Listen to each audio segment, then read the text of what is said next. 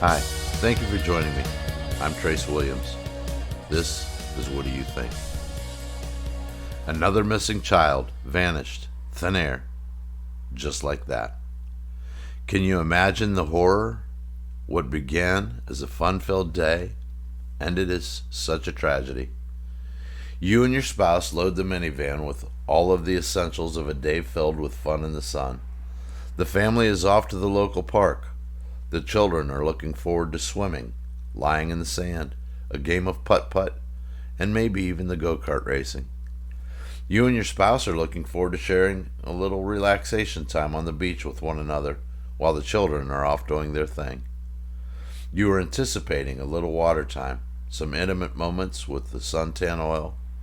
It is a day worth waiting for. As you approach the park, the van is filled with excitement. After all, this is not something that the family does every day.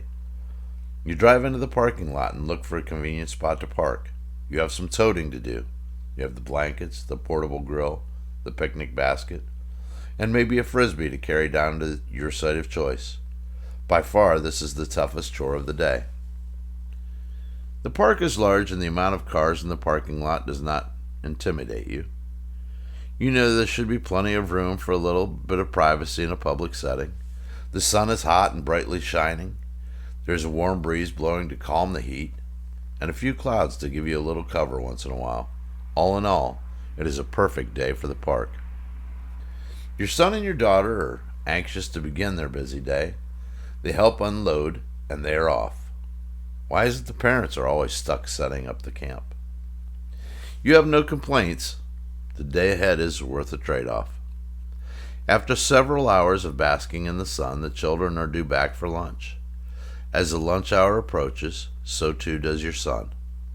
The hamburgers are about finished and ready to be devoured. There's only one issue.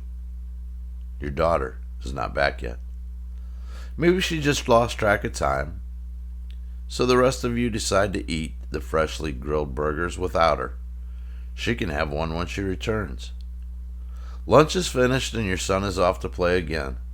Your daughter has still not arrived to check in. This is not like her. You begin to worry. As you clean up, you make the decision that you are going to go find her. You begin your quest. After an hour of searching, you cannot find her anywhere. No sign of her, not a trace. You head back to the site to see if she may have come back, only to find that your spouse was now worried about both of you. You immediately call the authorities. They arrive in mere moments. You explain the situation and they begin their search. To no avail. She was not anywhere in sight. Vanished. Without a trace. How could this be? Unfortunately, this is a situation that happens far too often in this country.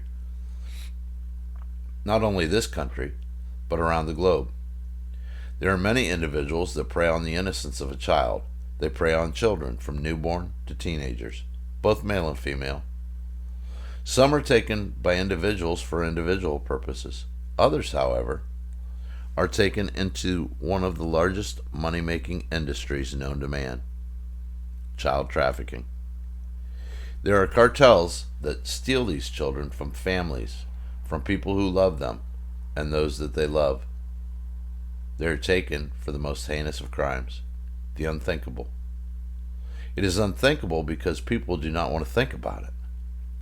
Folks, this is one topic I think we can all agree upon. It needs to be thought about, talked about, and corrected.